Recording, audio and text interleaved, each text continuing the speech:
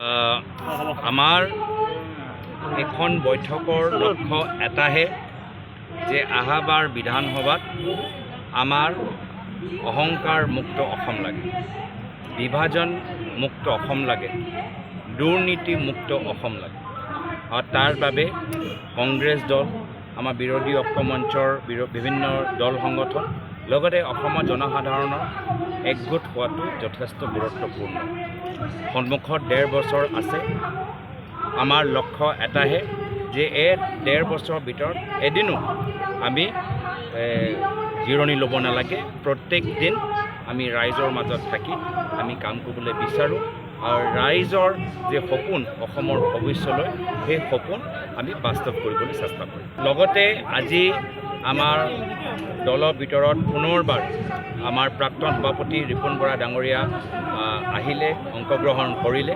আমি তেওঁক স্বাগতম জনাইছোঁ।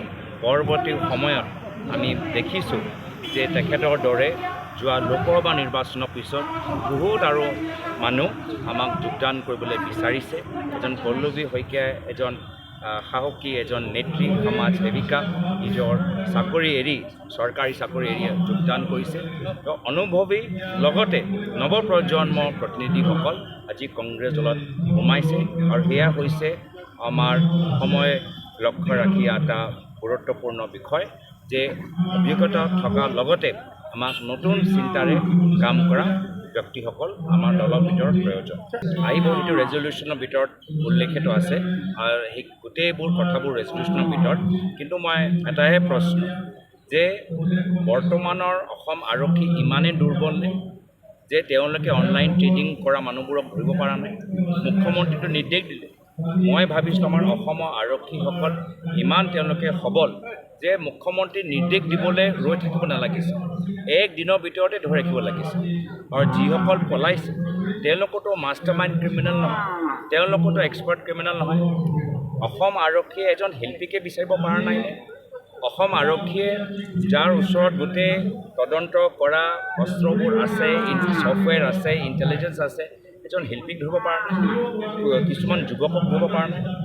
তো কিয়? আৰু মুখ্যমন্ত্ৰী মাত্ৰ নিজৰ কথাৰেহে কৈ আছে, কিন্তু আজি তেওঁলোকৰ গৃহ বিভাগ আকৌ ব্যৰ্থ, আকৌ প্ৰমাণ হ'ল। যোৱা 15 বছৰ না আলফাক ধৰিব পাৰিলে যে আলফাৰ 25টা ঠাইত কেনেদৰে সন্দেহজনক বস্তু ৰাখিলে, না স্কেম কৰা মানুহক তেওঁলোকক স্কেম কৰোঁতে বাধা দিব পাৰিলে, আৰু এতিয়া যেতিয়া তেওঁলোকে পলাতক তেওঁলোকে ধৰিব পৰা নাই। তো গৃহ বিভাগ কি মাত্ৰ চিণ্ডিকেটৰ কাৰণে নেকি? গৃহ বিভাগ মাত্ৰ সাংবাদিকসকলক বা আমাৰ বিভিন্ন দল সংগঠনক বণ্ড চহী কৰাৰ কাৰণে নেকি?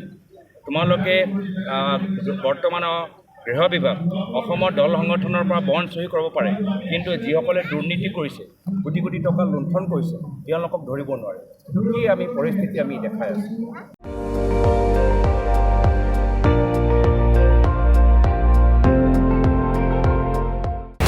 আপুনি চাই আছে ND24, সৰ্বশ্ৰেষ্ঠ নহয়, সৰ্বোত্তমৰ দৌৰত।